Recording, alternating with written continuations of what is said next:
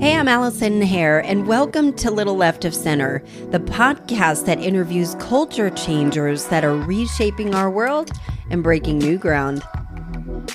We hear a lot about bully prevention and usually think of the kids who are getting bullied. But what about the bully? My guest today was the bully. His name is Michael Zed Johnson, and he is the author of Bully on the Bus.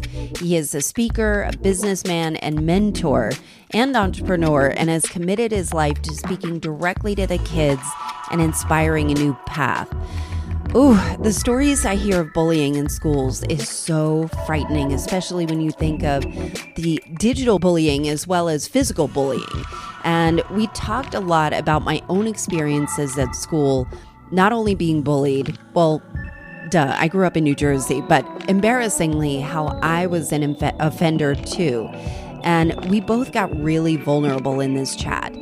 Do you have a story about bullying? Text me at 470-242-6311. And before we get into my chat with Michael, I always like to give you a quick behind the scenes look at what's going on with the podcast. Podcasting is a really unique medium. It's powerful and a very effective platform, but it is very one-sided from the host or hosts. You don't always get the benefit of instant feedback. In some weeks, you might get a ton, and some might be crickets. And many people listen, and most listen passively. For instance, I have shows I've listened to religiously. I think they sound great. I've learned a ton, like I'm literally being changed from these shows. I follow them on social media. I've told my friends to listen. I may have even quoted them on this show, but I've never left them a review on Apple Podcasts. So I'm making more of a conscious effort to do that now because I always ask my listeners to subscribe, rate, and review my show. So I need to be a little more mindful of it. But when you have the chance to, please make sure you text me at 470-242-6311. So what happened last week is after my interview with Kristen Oja of Stat Wellness, I'd been getting some really heartfelt and thoughtful notes about my show and about my growth as a podcaster and interviewer, and some really encouraging notes about my guests. I just felt so grateful to have my feedback and know that people care about the content. And the truth be told, this show is really just one long therapy session for me. And I take the position that if I'm feeling a certain way, I know I can't be alone. And that's one of the reasons why I added a text line for the show to make it a little more bidirectional, a little more communicative. Again, the number is 470-242-6311. And I want to hear from you. What moved you? Are you inspired to do something different or think about something in a new way? What are you curious about? What suggestions do you have for me? All of those comments help me make a better show. So text me at 470-242-6311 and let's connect. And oh yes, please subscribe, rate, and review my show in Apple Podcasts. It's really nice to know you're listening and it helps others find me too. And now to my chat with Michael Zed Johnson.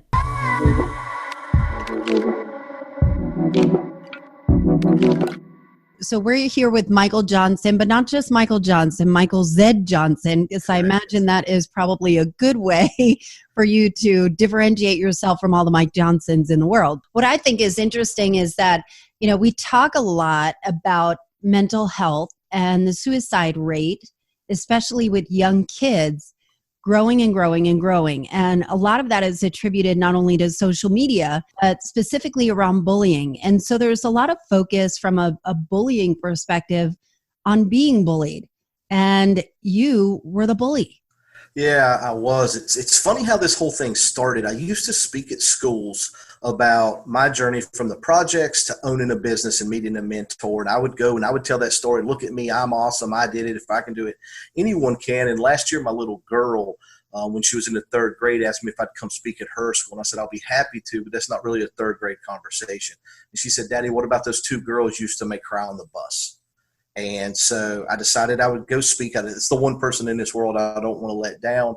So I decided to go speak at her school and write a book about it, a children's book called Bully on the Bus, about my experiences as a bully. And as I shared the story with people, what I've learned is what was really going on with me. And it was a coping mechanism. I was extremely ashamed of being poor. And if I'm making fun of you, then no one else can be making fun of me. Were you a then tough guy when you were growing up? Were you angry? no, What, no. how did it rewind all the way back? All right. So if I go all the way back, it's when I was 5, my mom and dad separated. And I could remember early, like in 3rd grade, my mother teaching me the same lessons that everyone's mothers taught them. Be kind, treat people the way you want to be treated. If you don't have anything nice, they don't say anything at all. And I thought then she was fussing at me when she would get on to me about it. But what she was doing was building my character. But we moved all the time. In 6th grade, I come home to find my mom throwing everything we own in trash bags and in a U-Haul. And she's like, we're leaving. And we move. And 10 days later, we move again. So it was very difficult for me to make friends and for me to learn. So what I ended up doing was just going to the crowd that would accept you. And that was the people that were making fun, the class clowns, all that kind of stuff. And they would accept you in. And I didn't have quality friends. And what I've come to realize is because quality friends look for quality. And I didn't have that to offer at that time because I didn't know if I'd be here next week. And I start my first business at 14 to help my mom pay the rent because she couldn't find a job. And she said, come to me and said, we're about to be homeless. So my brother and I sold our dirt bikes. We started our first business, and that worked through the summer. Then school started. We moved into the projects, and there was these 2 girls that lived there. We would pick on them on the bus and call them gruesome twosome. And we would chant, gruesome twosome, need to lose some. And these girls would go home crying every single day. And as an adult, I wanted to apologize because I started changing the way I thought, my circle of influence and that kind of stuff. But I couldn't apologize because I couldn't remember their names. All I could remember was gruesome twosome and what we called them and the way we acted.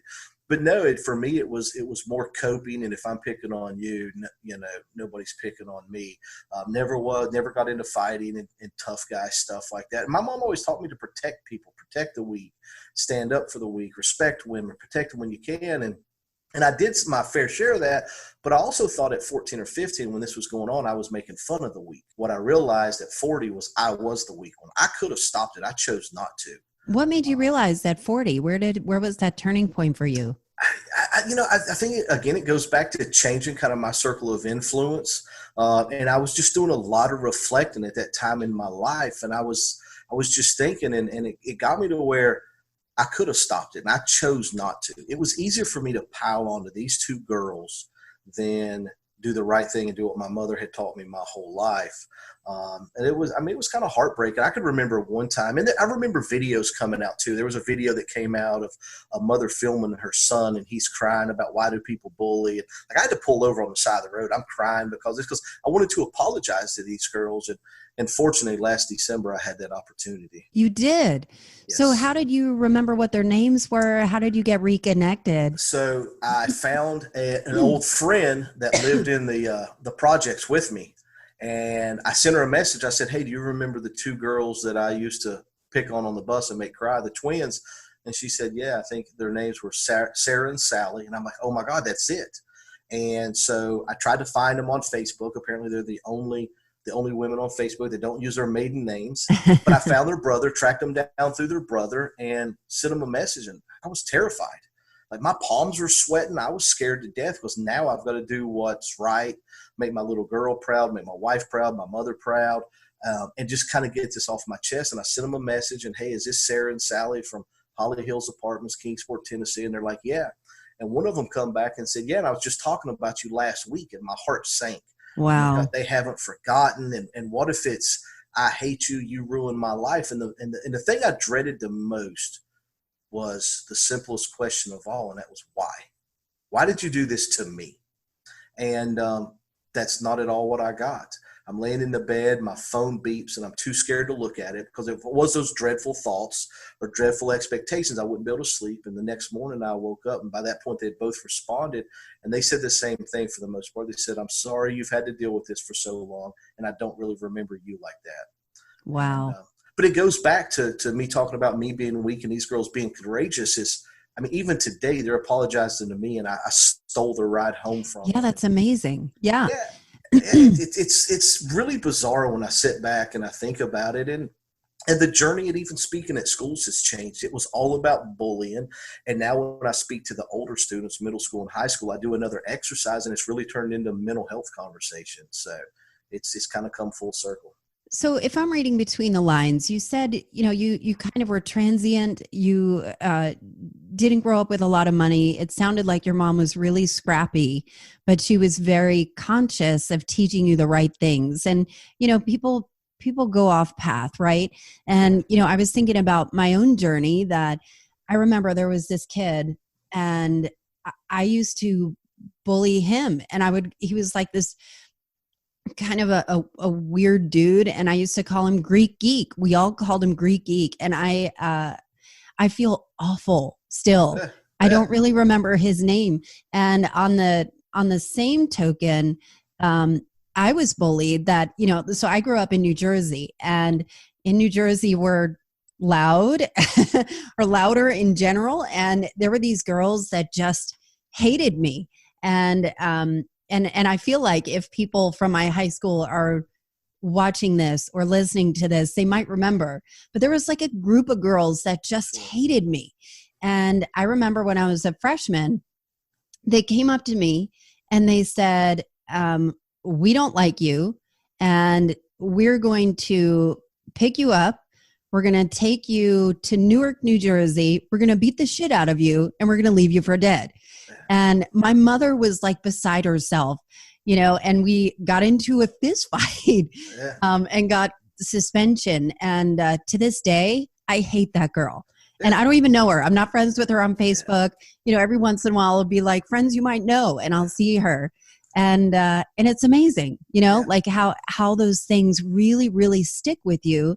And, whether or not she remembers it or is even thinking about me, or did it really make a huge impact? But I think now the stakes are so much higher in high school, in social media. And so you've been on a speaking circuit. So you've written this book, Bully on the Bus, and you've been speaking and giving your books and having people donate to help support your cause.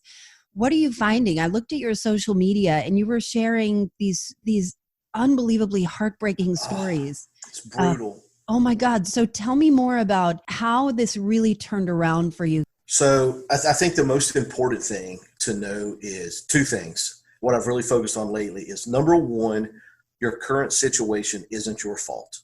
If you're poor, divorced family, your parents are addicts, that's not your fault. Like, I carried that with me for a long time, that we moved into the projects because at 14, the first business I started wasn't sustainable to provide for my family. What business did you start at 14? I started a landscape business. And I told my little brother, so my mom, we moved from Oregon. She had $1,700 and we were moving back to Tennessee, and we couldn't take anything. So we literally took our bicycles.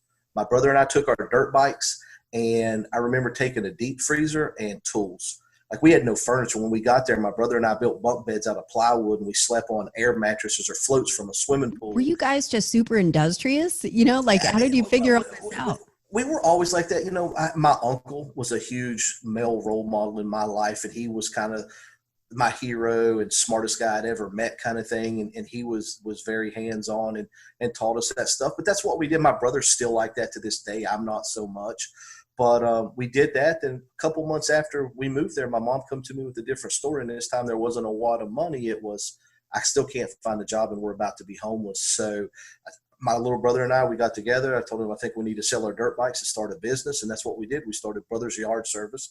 Still one of my favorite pictures. I keep it everywhere with me. I share it with every student I speak to. But at 14, I couldn't spell the word service. I spelled it with an S instead of a C, and apparently my mom couldn't spell it either. But I've never let those things stop me. Like, I don't read well and I don't write well and I can't spell well. So when I wrote the book, I found somebody to help me, and I use Audible as a crutch, to take in content, a lot of YouTube and videos. But for me, the change was when it started was when I met my now wife 26 years ago in high school. And she started kind of teaching me or reaffirming the character building that my mother had done. And then I met a mentor, and a mentor changed my life. And then I realized, I kind of put two and two together and started changing what I call circle of influence, and started slipping into my mentor circle.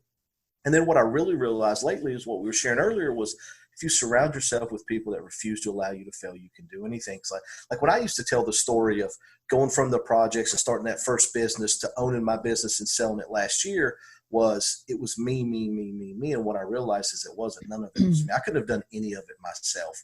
It was everyone I surrounded myself with, the people that don't get credit. That's what got me through it. And so their current situation, it's not their fault. And you're not alone. Whatever's going on in your mind, you're not alone. And so I do an exercise with middle school and high school students when I go to the schools to speak. I'll send a video to the school before I get there that says, hey, I'm super excited about showing up. I want this to be interactive. I want you to take away from it. I want you to be vulnerable. I want you to take a piece of paper and write down something that weighs heavy on your heart, something you're not proud of, you're ashamed of, something you want to get off your chest, something you need help with but don't know how. Keep it anonymous unless you want help. And then write your name on it. And I'll give you 3 examples. Number 1 is my family. My mother's a drug addict. My father's an alcoholic. And my brother doesn't speak to me. Number 2 is I'm 44. I don't read, write, or spell well at all. And number 3 is I've battled suicidal thoughts for the last 10 years because of medicine. And so I go through my whole life journey presentation. And toward the end of it, I ask them to take the paper and wad it up and throw it on the floor. Just throw it at me. And the floor gets covered with hundreds of pieces of paper. And then I just show them visually that, do you see all this paper laying around me? You're not alone. 90% of the stuff that's written down here, I've dealt with. I just shared with you in my journey and my story. And I'll pick them up and I'll read them. And the first time I did this exercise, the 4th one I picked up was I want to kill myself. And these are middle school students. 4 of them at this one school that had 900 students, 4 of them said they'd been raped. Probably 3 dozen said they wanted to kill themselves. As a father, the one that had the biggest impact on me was just 3 words, and all it said was my dad's existence. Like that floored me. And then I could remember a young lady, again, this is middle school. She comes up to me. She has tears in her eyes. She had been crying. Her eyes are all red. She's holding her best friend's hand, and she just looks at me, not with desperation, but something else. And says, how did you get rid of the thoughts? And I just gave her a big hug and whispered in her ear and told her I haven't, but I know I don't want to die, and that I'm stronger than my thoughts, and you're stronger than yours, and I'll help you get help. And so the mission has changed, or the journey has evolved into speaking to more of the older students. And let's get this stuff out there. Let's get the stigma of mental health out. I tell them, I'm like, I've seen a therapist. I'm a big burly guy, and I'll stand up here and tell you, I'll stand in front of them and cry. I'm like, it's okay. It's not your fault. And it's been life-changing. Have you seen a difference in gender and what affects them? Because I'm listening to what you're saying, and I'm thinking about that documentary, The Mask You Live In. Have you seen it? I have not. It's unbelievable. And it is about how boys, and there's a girl one called Misrepresentation, but The Mask You Live In is about how boys are socially conditioned to be the man, to not cry, to man up, to, to never show emotion. And what happens is as they get older and they've never been able to fully express how they feel, they've always been shamed for that it ends up in fits of rage or suicidal thoughts, or just not being able to kind of access emotions that they might have.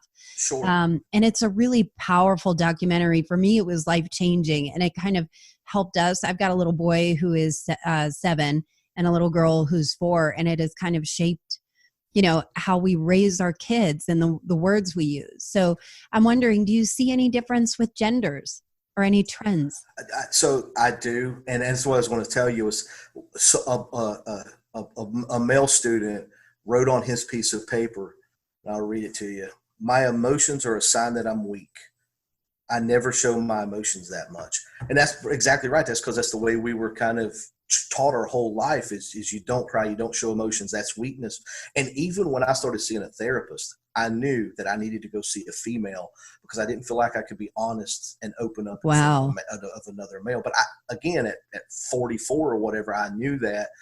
Same thing with the suicidal thoughts. I knew it was side effects from medicine, but I wouldn't expect a 12-year-old to understand that. But the girls, I feel, are more open. But a lot of the stuff that guys talk about, they're different. Girls are talking about fake friends and being bullied and daddy issues and stuff like that. And boys are talking more to me about my brother is having suicidal thoughts, and it scares me. I remember that standing out. I'm afraid that my parents are going to jail. You know, they're more open about kind of other people in their life is what I feel like, where girls are more kind of looking in the mirror and talking about what's really bothering them. But it's been crazy. Like I broke down that day. Like now I have all these papers and I don't know what to do with them. You keep these papers Yeah. that people crumple up and throw at you? Yep. What do you do with them? So one of them I've got laying right here beside me. I'm going to have it framed because it was a letter. This child wrote literally a letter, and it was all this terrible stuff. And then the last line was, "But it's getting better now." And so I'm going to keep that. I think ultimately what we'll end up doing is probably using it in some kind of book. Not like a book of chapters, but almost like a photo book of the stuff I've been posting online, to where maybe on the left page we have one of these horrendous things, and on the right page is something positive. You know, kind of balance yin and yang each other.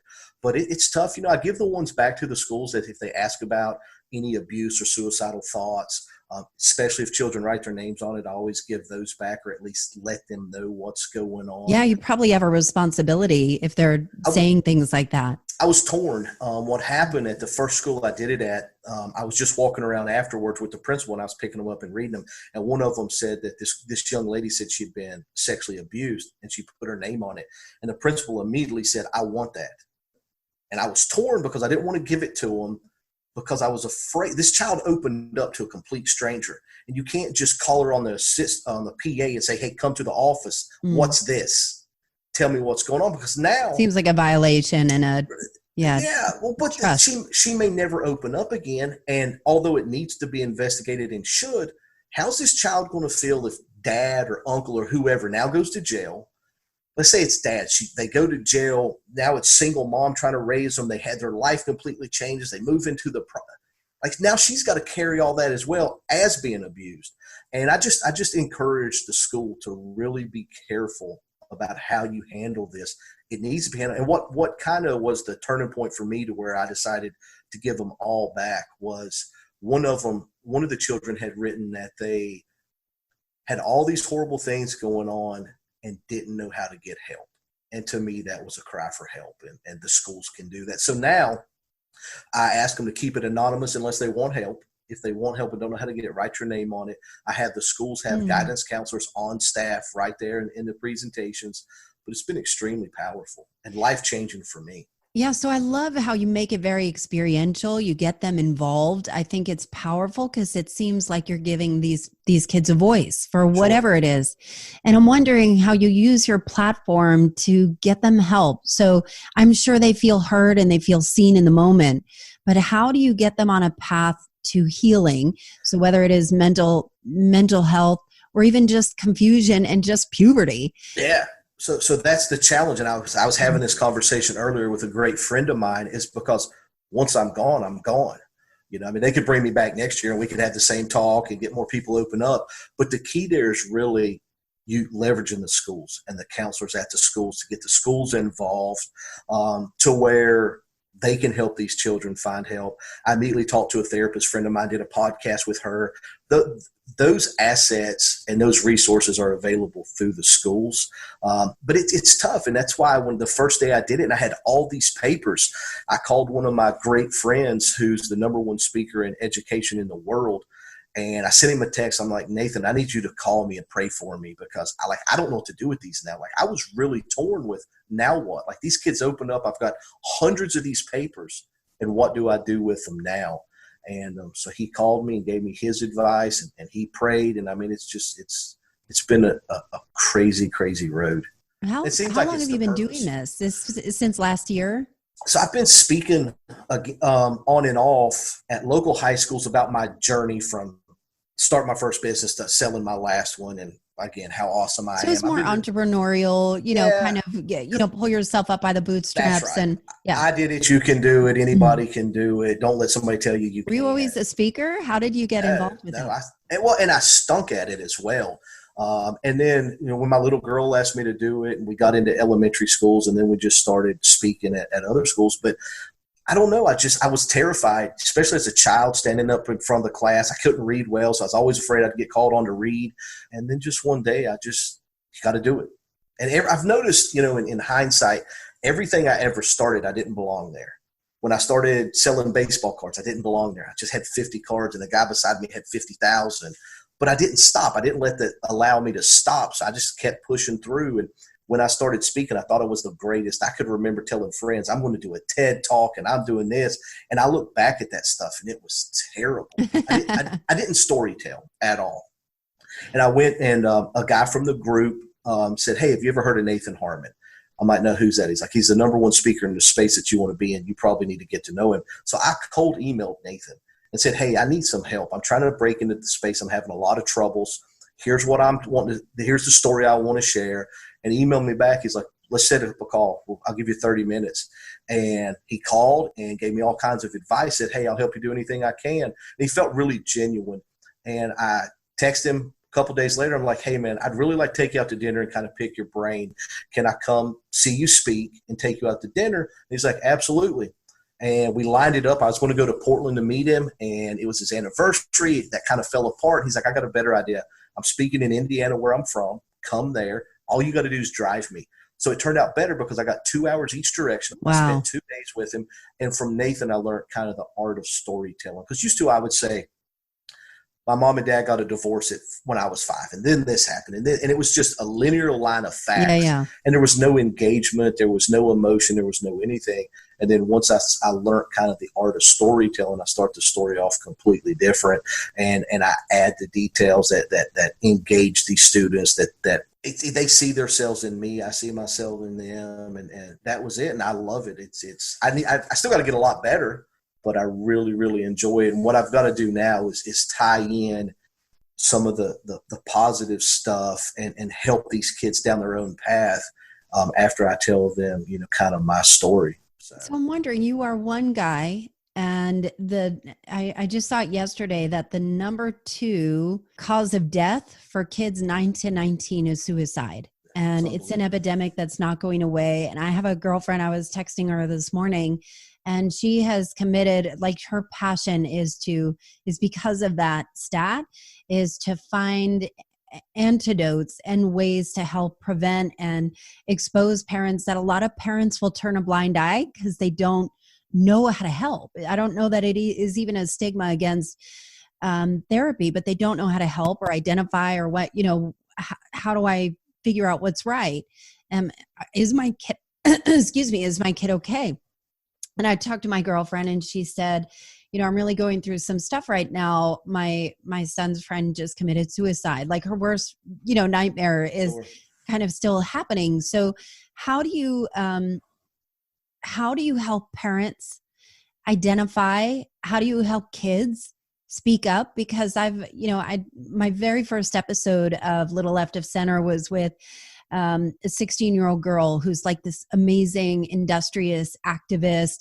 And, we were talking about suicide and depression. And she said, so many of my friends are depressed. She's like, I've suffered from depression and thoughts of suicide and anxiety.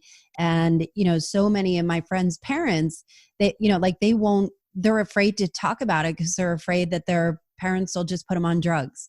And that's not what they want. So, where is there any answers? Are there any guidance or advice that you can help that you've seen? I can speak from my own personal experience. My mother has battled depression her whole life. And I always looked at depression as it's just life. Suck it up. We live in the projects. Our apartment's full of cockroaches. We're on food stamps. Life sucks right now. And that's what it is. Pull yourself up by your bootstraps until I got on that medicine. And then I realized firsthand that when brain chemicals get out of whack, you have no control over that. You're just along for the ride. And even like all the struggling that I did with it, as much as my wife and I spend time together and she loves me to the moon and back, she didn't understand it either. And it was all consuming for me. When the medicine or the depression, tell me, can you add a little context? Yeah, the suicidal thoughts from this medicine. Like I would sit in my office for hours. What was the medicine for? Thyroid. So I've got hyperthyroidism, and like my customers in my old business, I owned a two-way radio shop, a Motorola shop. So it was police and city managers and education. And I called my doctor's office and I was like, look, I'm having these terrible side effects. I I'm in a fog. I'm thinking about killing myself all the time.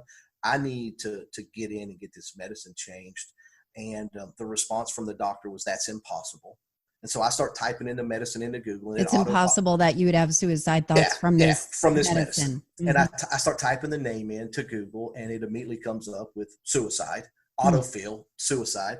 And so I just knew what it was, and I quit taking the medicine, got on some different medicine, and it cleared it up. But I wouldn't expect a 12-year-old to realize what it was. But it took that life lesson for me to realize that depression is a real thing. It's just not somebody having a bad day. That when things are out of whack, you're just kind of along for the ride and you have no control over it. My wife noticed a change in me. My colleagues, my business partner, everyone noticed a change. But when I kind of connected all the dots, I went back to all those people and told them that there's something going on, and I know it's the medicine. So if you notice me acting strange or weird, it's a side effect from this. But it was brutal. And they still, I don't know if it's kind of created a permanent situation with me or whatever, but they still pop into my head all the time. And like, how do you combat it? I just know I don't want to die. I mean, for me, that's what it is. What does it feel like? What does it feel like to have suicidal thoughts and not want to die? It's really strange. Like today, I was thinking about it. And I don't know why, like it just pops in my head. I'm driving down the road. I'm leaving a school from speaking to elementary students today, and hanging myself just pops into my head. And so then I'm like, but I don't want my little girl to find me. Like I have these conversations in my head all along, knowing that I don't want to die. Like I love my life and I love the mission I'm on and my family and friends and that kind of stuff. But it's really bizarre and difficult for me to explain because it just pops up. But like when it was all consuming, I'm like, I've got to die, but I need my wife and family to collect life insurance money. So how am I going to make this look like a murder? Or I'm like, I know what I'll do. I'll just put my workout weight vest on, go rent a jet ski out and go out in the ocean and jump in with a 40-pound weight vest. They'll never find me. And I'm like, those are crazy. And like, I realized that, but that. Do you feel like you're watching your own movie while this is going on? Do you know? Yeah, kind of. I mean, it was really, really weird. And then it would clear up for a couple days or a couple hours or whatever. And then it would be right back into, I don't want to say hear voices because I don't think, but I mean, you could just kind of get in your own thoughts and it would be like, I got to kill myself, but I don't want some mess. And then I start thinking about if I kill myself in the house, then how's my wife and kid going to come back here? But all the while knowing that I didn't want to die. And as soon as I got off the medicine, it really helped it. But like I said, there's still some lingering thoughts, but I just know that that's not me. But again, I wouldn't expect a 12-year-old child on some kind of medicine having side effects to realize that that's exactly what it was. And like, that's why that little girl that came up to me crying, and when she asked how you got rid of them, that hit me so hard because like that statement, you're not alone too. Yeah, like they're not, it's more common. That statement lets me know that she doesn't want to die, right? She just wants to get rid of this stuff in her head. And so I told her that I didn't want to die and I'm stronger than my thoughts. And I know you're stronger than yours. And, there's people that can help. And just talking. So back to the parent stuff is, I think you need to communicate. But again, my wife would ask me what's wrong. And I didn't want to burden her with it. Right. So I would just tell her nothing. I'm just in a funk today. Everything's fine. When really I had spent hours trying to figure out how I was going to end my own life. So I think it's going to be very tough for parents. I think you need to encourage your children to speak to you about no matter what it is, whatever it is they're dealing with, struggling with. I think we really need to encourage our children and young people to just communicate with us and that it's going to be okay and that I can get help or I'll do everything I can. And, but it's a big challenge. So I think what I'm hearing is offering your support unconditionally. Absolutely. It's got to be hard though when you have teenagers that are really rebelling and pushing back as they should, Sure, like as part of a rite of passage. But I'm really curious to learn more about your daughter, who is, as far as I can tell, your only child. She's in third grade. It's clear you love her. What are you teaching her? Like it sounds like your intentionality and your consciousness over this is, it sounds like you're not hiding from her. So what do you teach her? How do you kind of, embed better thoughts, or at least not better thoughts, coping mechanisms. Because I think that's what we're lacking today is we lack the ability to cope, because what we're taught is take a drug or, Yeah. numb it out, whatever. How do we cope? So how do you teach your daughter how to cope? So with my daughter, my relationship is we talk all the time. And she can talk to me about anything, and I don't hold her back. Even like music she listens to or whatever. I'm sure some of the music she listens to at 9 isn't appropriate, but she's going to listen to it, right? And I don't want her doing it in her. I want her to feel comfortable. I want her to feel comfortable around me. Like she doesn't call me dad. At 9 years old, she calls me Michael because dad's too babyish. Oh, that's crazy. Yeah. But again, like I think it's crazy too. And every time I tell people that, that's what they say. But if that's what she wants to do, then I'm fine with it. I don't care. And I kind of started it because when we would go out and have our adventures, I'm like, if you need help, don't yell dad. All kids sound the same. Yell Michael Zed Johnson, and I know it's you. And so the Michael thing kind of stuck with her. But we just communicate all the time, and I teach her to be kind. I teach her to and actually she's taught me stuff. My daughter has never described somebody by the color of their skin. And I'm so proud of that. How does she describe people? So I'll give you an example. Last year in 3rd grade, she had 2 children of color in her class. And the little boy, every time I'd see him, he'd look at me. He'd be like, give me some money, Mr. Johnson, give me some money. And I couldn't remember his name. So I asked her, and she said, Daddy, you mean that boy with the real curly hair? And I'm like, yeah, him. And she said, and so the girl was the same way. I couldn't remember her name. And I was asking about the young lady. She said, Daddy, you mean that girl with the real long, pretty hair? And I'm like, yeah. And I didn't even tell her how proud I was because I didn't want to influence her. You didn't want to make it other, like right. To other that person. The influence is going to happen. And I can kind of see it now, where it's coming in from school. And I'm really, not sad's not the right word because I know it's coming, but, I hate it because she's not raised like that. She's always looked at everyone as just friends. And that's what's so special about, especially elementary age students is they're just friends and good friends and they love each other. They look past all that stuff that as adults, we've been kind of programmed to see. So I teach her to be kind. I teach her to talk. Sounds like tolerance too. Not oh my God. Just acceptance that. Yeah. And everything. And I also try to teach her to be aware, like, my child doesn't have the life that I have. Like, my child doesn't have the life that probably 90% of the kids in her school have. We're always out doing stuff. Like this summer, I use one of the things I learned in BYLR, 2 of them. Be where your feet are to remember tomorrow. And I teach that stuff to my little girl. And I share a picture with every group of kids I speak to. And it's my family standing on the skywalk at the Grand Canyon. And I'm terrified of heights, and walking on glass is not for me. And that 9-year-old girl, I'm standing at the door looking at him. That 9-year-old girl yelled at me, Daddy, be where your feet are. And I had to muster up the courage to walk out there to have that picture made with her.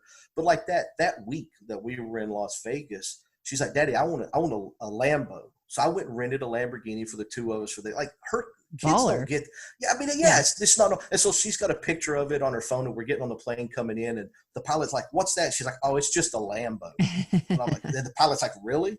And so I for her, like this weekend, we went to a hockey game, and that's just a normal Saturday for her. That's a once in a year event for other kids. So I really want her to be conscious of the life she has, and we try to share it. Like, we took her best friend with us, and when we go to amusement park, we take her friends with us, and we want to share those experiences with others. But I want her to learn and realize that it's not common, and it is special, and you don't want to go to school talking about it, making other children feel bad. And it's not her fault. It's just a Saturday for her, but I want her to be very conscious of that. And we help out every way we can. My wife is just doing some stuff for Backpack Buddies with work. We always give to underprivileged students. Last year we were out of school for 3 weeks for a hurricane, and my wife and I went and got a trailer full of food and brought to the school because they were wanting to pack up 1,500 bag lunches for the students. And we got a lot of credit for bringing this trailer of food, but we didn't do anything. We went to the bank, we got some money out, we went to Costco. The people that deserve all the credit are the people that made 1,500 sandwiches and delivered 1,500 lunches. I did the bare minimum there, but that's the kind of stuff. And that all came from my wife, trying to be selfless. That's 3 things for me: is seek happiness, be selfless, and surround yourself with the right people. And I mean, I don't think you can go wrong with that stuff. Yeah. But I've had a lot of challenges though too. Being poor really affected me. So when I first started making money, I started buying stuff to try to impress people. Like, you see these motorcycles, this means I made it. You see this big giant house, for all you people that said I couldn't do it, this means I made it. And I'm very open. I went as far as when I was 40 to buy a fake Rolex to try to impress people that didn't even know me. Like, how ridiculous is that? I'm your age. I just turned 45, and I think that there is a moment that happens, excuse me, I don't know if it's in your 40s, where you're like, this is all bullshit. We would spend so much time where you realize that just to peel back the layers. But I think something does happen in your 40s where you've got enough runway behind you where you start to realize what's important and what's not. And it sounds like, you and your family have really committed your life to service. And how can I serve, and I did want to pause for a minute about Build Your Life Resume, because some people may not know what that is, but that's how we know each other. Yeah. Is through Build Your Life Resume. And it is a community that was launched and started by Jesse Itzler. Jesse Itzler is a serial entrepreneur, an ultra marathon runner. He happens to be the husband of Sarah Blakely of Spanx. And he's done amazing things, but he started this community called Build Your Life Resume. And it is, how can you refocus what your time on not titles, on not just getting an actual resume, but how can you push yourself, whether it's through your body or through your mind, in a way where you focus on experiences, and by nature, by pushing yourself and always being in a community of kind of pushing yourself outside of your comfort zone and looking for what can I conquer next kind of thing, or what can I experience, what can I share with my children. By nature, you're going to do better in life. I don't know if I've explained that properly, but I'm curious to know of how you got involved. And it's, I've looked at your Facebook feed and it looks like you're signing up for crazy stuff, like here and there. So tell me, you have hyperthyroidism. So tell me more about your experience with Build Your Life Resume and what it's done for you. So I found Jesse through David Goggins, and all that started at a business dinner one night. We were talking about stuff, and I think I was talking about, I wanted to run a marathon at 40. I wanted to earn something. I'm not a runner. I'm not going to do it. It's not that important to me. I won't put in the work and effort. And this guy's like, have you ever heard of David Goggins? I'm like, no, who's David Goggins? So I immediately started searching out David Goggins, found Itzler, and then heard about the class. I signed up for 3 of them in a row because of the community. The community, building those relationships were very important to me. So I signed up for 3 of them in a row. And like the last 2, I didn't even take the classes or watch the videos. It was all about community and building real relationships. And then I signed up for camp, went to camp, and that was a life-changing experience when I wanted to quit the endurance challenge a half a mile in and made it 12 point something. I'm like, that's a half a marathon. So this was the very first camp Build Your Life Resume that happened a couple weeks ago. Yeah. And it was part camp, part restoration, and part endurance challenges. Is that the best way? There was an endurance challenge. There was a cold plunge. We had 7 or 8 Did you do the cold plunge? I didn't. I took the opportunity to spend some time with Mark Brown, ex-NFL player, and was talking to him. But I mean, we had amazing mindset speakers. The endurance challenge. I wanted to quit. I wanted to quit that thing a half a mile in, and you would pass people and they'd say, just keep going. You're doing great. And my legs were hurting, and I just wanted to quit and give up. And midway through it, I ran into a young lady that had to take a break and was crying in her hands. And it hit me that if you quit, I quit. And then as I continued on, I was like, I can't quit, because all quitting does is give everybody else that wants to quit permission. It's okay to quit. And 100% of the people that started it finished it. 100% of the people that did the cold plunge stayed in the 2 minutes. It was so much fun. Like, I can't explain it. It's difficult for people that haven't been, that's not part of the community to understand it, because I kind of get the, that's cool, move on attitude from people that aren't in it. But I signed up for 29029, which is another, I'm doing Which Idaho one? in June. Oh my goodness. Yeah. And 3 days before that, I'm going to climb Mount Hood in Oregon. Good Lord. Like I'm 240 pounds, can't walk up a flight of steps and I'm climbing 2 mountains in 6 months. But unbelievable. What a great role model for your daughter, honestly.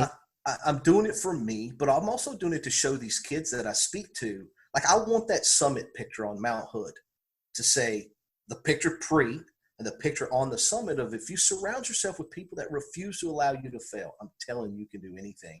And that's it. And then again, the community at 29029 will be the same as camp. And I want to earn something. I've had a ton of experiences that you can buy with a credit card. It's time to earn something. And that's what I'm doing. 2020 is going to be epic. That is going to be epic. A new decade. What a great way to do it. So how do people contribute to your mission? So the easiest thing to do right now is purchase books to donate to elementary students.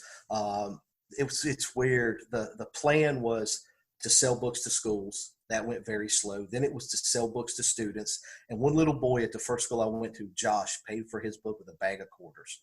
And that took me back to my childhood and the sacrifices my single mother had to make. You know, was that laundry money, or was that money Josh's mother was saving for Christmas or birthday? Or maybe it was Josh's own money. And he just didn't want to feel left out. And like, I wouldn't have carried that bag of quarters into school. I know I would have been too ashamed. That bag of quarters just said you don't have a $5 bill. And so I left a book for every student at that school and every student at the next several schools. My wife and I have donated over 3,500 copies, and the response has just gotten larger than we can financially take care of ourselves. So the easiest way to help out is donate books for elementary age students. And you can do that at bullyonthebus.com and just pick, one book, 100 books, anything helps. But these kids, like the pictures I get with these students that want books and can't afford them. I had one child come up to me with a $1 bill, and I was like, "What's that for?" He's like, "To buy my book." I didn't have the heart to tell him that needed $4 more. Michael will take care of this. And I just gave him a book, and I give books to kids all the time. And yeah. How can you not? It's unbelievable to me to even be considered an author, or to even think about like kids wanting this or looking at it. There's 4,000 copies that are out there of this little book that we wrote last year, and sharing this experience with kids. Can it be offered on in the plans as well? Like, how do you feel what you do? So I've talked to my people. I've got one lady that helps me out, and she just is, again, in that circle of influence about, getting it set up to where we do it, because we did every bit of it. We self-published. Yeah. She wrote it. That's the way to go, I think, unless you're, Yeah. And again, it's a K through probably 3rd or 4th grade book. So I don't know that process, and I'm not going to let somebody tell me it's not good enough. I'll just do it myself. And that's kind of the way I've always done things. But we need to get it on Amazon. We need to do all kinds of other things. But again, the focus for me is kind of shifted away from K through 5. I'll still go speak at those schools. I love talking to those kids. But the focus for me has really moved toward middle and high school, and the mental health aspect, and letting these kids know that they're not alone, that there's help out there, that their current situation is only temporary.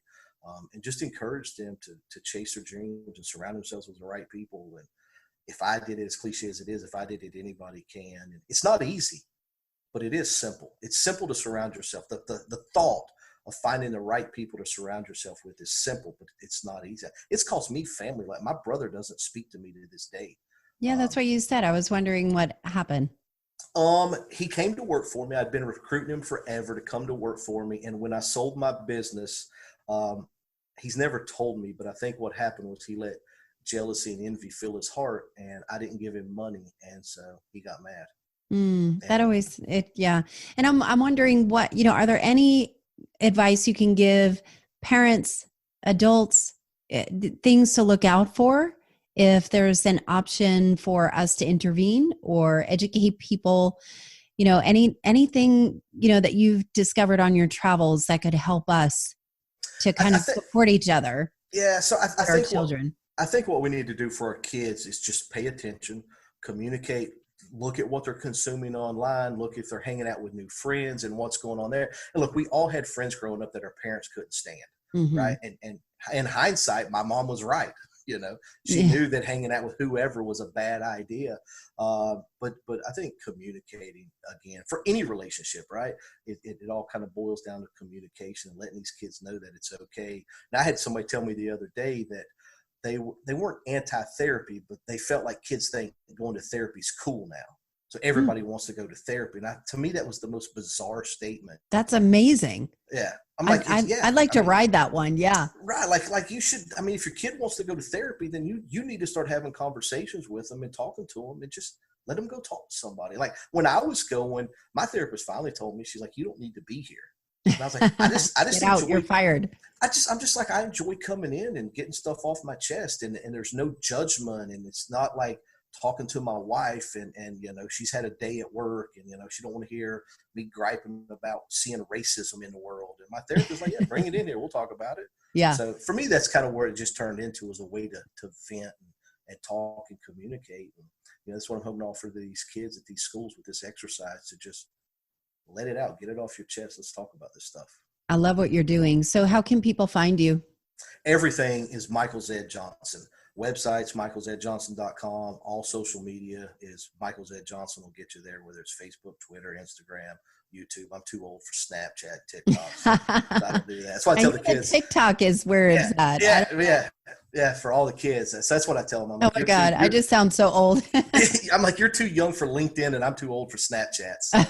But yeah, Michael Zed, Z-E-D, Johnson is where everything's at. And bullyonthebus.com. Well, thank you so much. Yeah, this was great. I love what you're doing. I'm thankful for what you're doing. If there's any way that I can help support you, I'd be glad to do it. This is a huge help. No, we're just trying to get the word out. I really appreciate the opportunity. I'm always honored when I'm asked to share my story.